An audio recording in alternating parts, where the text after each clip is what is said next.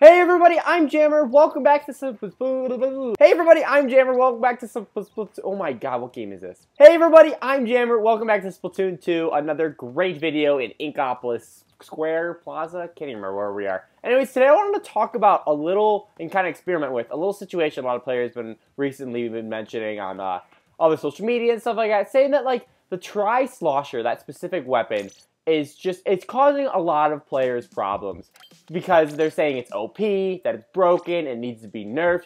And I thought today we'd take a look at, why people think it's as good as it is, and why I personally think, it's definitely a good weapon, really good weapon, but it's not broken. There are ways to handling it. And if there is going to be any sort of balancing for this weapon, I will give my suggestions on that. But let's hop over to, where the heck is he? Sheldon? I think we can go test our weapon there. Okay, so now we're in here. We're going to kind of test with, like, the distance of how far it shoots, and just why this Trislosher is good at this. So well, first of all, the Slosher class is known for its, like, high spread of ink and, like, really high damage output. For example, look, it takes only 2 hits to take out, one of these little barrier buoy things, whatever, which is a representative of Inkling. So it really only takes 2 hits to take somebody out. And that's true with the regular Slosher as well. Actually, where am I? That's true with the regular Slosher as well. Now, with the regular Slosher, you do have more distance with your shot. Hang on, let me get a... Yeah, you can shoot him from way over here. So the point of the Trislosher in comparison to the original Slosher is that it has a lot lower range, as you can see here. And it has a little less damage output. Still not enough to make a huge difference. Like, for example, if you still get them right on with both of them, you'll still 2-shot anybody. But the point of the damage output, I believe if you get them kind of on the side, kind of like, well, that will get it no matter what, for example. But if you jump over to the Trislosher, actually, let's go back to where they're not moving. But if you, like, kind of splash them on the side, like, oh, that's not it. If you splash them on the side like this, I guess it still does 2 hits. See, look, you can even look at the damage output. There we go. See, so this does 62. Well, if we change back to our original Slosher, it does 70. So this does a little bit more damage, but in the end, though, it still takes 2 hits with both of them. Which, I guess, I always clicked the wrong one. Which, I guess, in a way, does cause a little bit of a problem. Because, technically, they're still just as viable. The damage output isn't enough to make much of a difference. The biggest difference between the two, besides sub and special, is the handling. So, what the handling means is actually, technically, its rate of fire. So, right here, I'm going to throw ink as fast as I can with the Slosher. And see how slow it comes out? It's still pretty quick, don't get me wrong. But it's pretty slow. So then if we jump over to the Trislosher, you can spray ink a lot quicker. So the fire rate, essentially, of the Trislosher is faster. So that's the difference between the two. The vanilla Slosher, it shoots out farther, has more damage, but that's hardly necessary, and has slower fire rate. While the Trislosher has lower range, still lower damage output, but again, not by much. And then the handling itself is a lot quicker, or the fire rate is a lot quicker. So it's shorter range, but faster fire rate, longer range, slower fire rate. It also does have the little property where it does shoot like a more wide spray, like because it does the Trislosher, where it shoots like the 3 beams of ink, So it does have a pretty wide spread of like laying ink. See, like in 5 hits right there, that was not even clicking as fast as I could. I laid that entire area. Well, with the original Slosher, I might actually get all the way out to this line, perhaps, but it'll be more straight shots of ink rather than one widespread one. Now, before we get into a little bit more of that stuff, let's talk about the subs and specials between the two. Now, the reason that the original Slosher might not be as good is because the ink consumption of a suction bomb is nearly, I believe, 60% of your ink tank. I could be wrong there.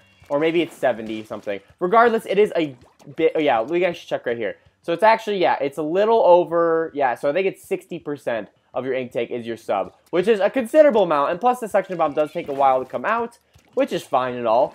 And it's a good weapon, but for a Slosher where you're going to need a lot of ink, especially because you are going to be laying ink as much as you possibly can while using this weapon, it's really important in this weapon, beyond all others, obviously, to conserve your ink as much as possible, because you never want to be in a situation like this, where you only have this much ink, and you can only spray your ink 1 or 2 times, and you might even miss, like I just did, and that's how you get splatted easily. And that's kind of where the Trislosher comes in and picks up on the weakness there, where it has a little bit better fire rate, so you can get more shots out when you're in a bad situation, and then hopefully get the chance of actually hitting the opponent, because it only has 2 hits to actually get that opponent. And as far as its sub, it has the little water balloon one. What's really nice about these is the consumption is really slow, I believe 30%. And if you can fire them off pretty quick, and two of them can take out an opponent. At least 2 direct shots. If you get next to them, for example, it only does 35, but if you get right on them, it does 60. And of course, like we previously mentioned, if you get 2 in a row, you can take somebody out, which is really fantastic. And because of the low consumption, it's definitely helpful. A strategy I've seen, or at least I try to use, is what I'll do is I'll throw one and then follow up with a quick spray with my bucket. The time in between throwing a balloon and spraying with your bucket is actually shorter than shooting 2 buckets in a row. Like, you can take someone out in matters, like, literally under a second. Well, this takes a little bit longer. This takes literally a matter of seconds. See, gone. Not even a second, and that thing is just out of here.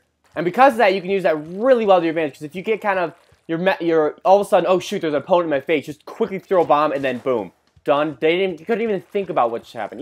They can even take down the aerosprays, which usually are fantastic at fast or close range. Last thing I want to mention before we get into the other details is the specials. Ink Armor versus the Tenta Missiles. Both are pretty good in their own right. As long as you use the meme armor correctly and activate it, not when you're in a panic situation, but before it happens. Like, for example, let's say you guys all got the tower, for example, on your team, and you see the opponents coming on, you know, or coming close to you. That's when you activate it to get ready for them to start attacking. Your whole team will be meme armored up, and then you're ready to take them on as they come at you, basically, which is really effective. And the Tenta Missiles, of course, are great for spacing your opponents and getting them to move and stuff. And they're both really effective. But I think what it comes down to, it's not the subs of the special. The subs definitely do help. Like, the burst bomb to this combo is really freaking good, like previously mentioned. But I think it's honestly what makes it the Trislosher, I guess you could say, kind of, in quotations, broken. Because, I mean, both Sloshers are good medium-range weapons. The vanilla Slosh, anyways, is not that good at close range, anyways. Oh, I always clicked the wrong one. The vanilla Slosher isn't the greatest at close range because let's say you're going like this and you're missing terribly, you know. And if you do that because of your slow fire rate, it's going to kind of mess you up because there's a lot of cooldown between your shots, you know. If you're trying to get this moving opponent and you just can't aim for the life of you for some reason. The Trislosher, it's much more forgiving at short range just because it has that wider spread. See, look, I was just aiming all around it and I still got this guy, you know. And plus because I have the faster fire rate, you can get more ink out in time to hopefully take him down, you know? And I think that's kind of part of the reason why the Trislosher seems to be as OP as it is. It's decent enough at medium range, it can get its ink out there, and then it's awesome at close range as well, where you accidentally bump into an opponent, where you can just bomb, gone. Literally within, like, half a second. It's insane. But there are ways to take out the Trislosher. Like, it's not completely invincible when you use this weapon. Because it is only a medium range weapon, any sort of weapon with range on it can take this thing out instantly. Like the dually Squelchers, the original Squelcher, the Charger, even splatter shots have the distance on this thing. So that's the thing about the Trislosher. As long as you make sure that your opponent who has a Trislosher can't get in close to you, you should be okay. However, a way to counter those long-range opponents is, like I previously mentioned, you get that extra range when using your sub-weapon. Like, for example, let's say they're a splatter shot user, I can hit them from all the way over here with my bomb. Granted, it's only going to do half damage. If I get a little closer, obviously, then that'll get the full damage. But even here, I still can't reach with my Trislosher. And I think that's the important thing if you're actually going to be playing the Trislosher, is you want to use your subs more often. Oh, that didn't kill him. I think that's where its shortcoming is against those long-range opponents. There's still a way to handle those types of opponents. But again, I think that's where the weakness lies. However, if there is going to be some sort of balancing for the Trislosher, which I honestly, it might happen. I'm not entirely sure. It's not necessary. It's not OP, but it is definitely a really good weapon, especially used in the right hands. But I think one thing they could do to make it maybe a little bit more balanced is maybe up the ink consumption of how much it takes to spray these shots. Because I know, I'm not entirely sure, at least from what it seems like to me, it feels like the vanilla Slosher takes up more ink per splash. I'm not entirely certain on that, but at least when playing around, that's what it kind of feels like to me. And the Trislosher takes a little bit less ink, which realistically, shouldn't it take more ink? Because technically it's got that wider spread and has the more ink coming out, or maybe I'm incorrect there. I'm not entirely sure. Anyways, the point being there, we don't need to, I don't think though if we lower the fire rate, it'll balance it. I mean, if we do that, it'll make it, I kind of won't even make it as viable weapon anymore, which will kind of be unfortunate, you know.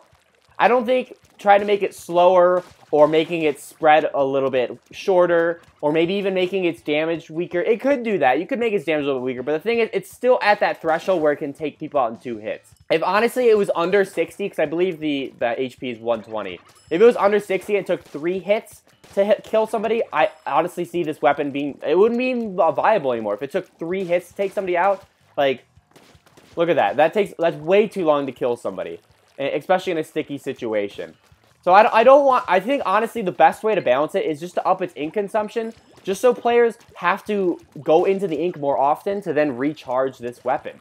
But anyways, guys, let me know in the comments, what do you guys think about the Trislosher and its whole situation?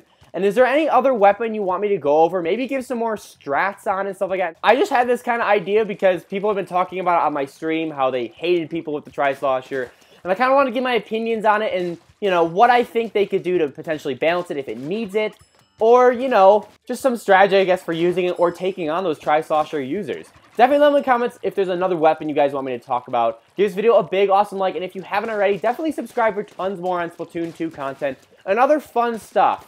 As a quick reminder, I will be actually out of town this weekend. I did mention it on last weekend's stream. But I do plan on recording a bunch of videos throughout this week and stuff like that, and hopefully giving you content throughout the weekend. But yeah, so definitely look forward to that stuff. Thanks again so much for watching, and I will catch you in the next one.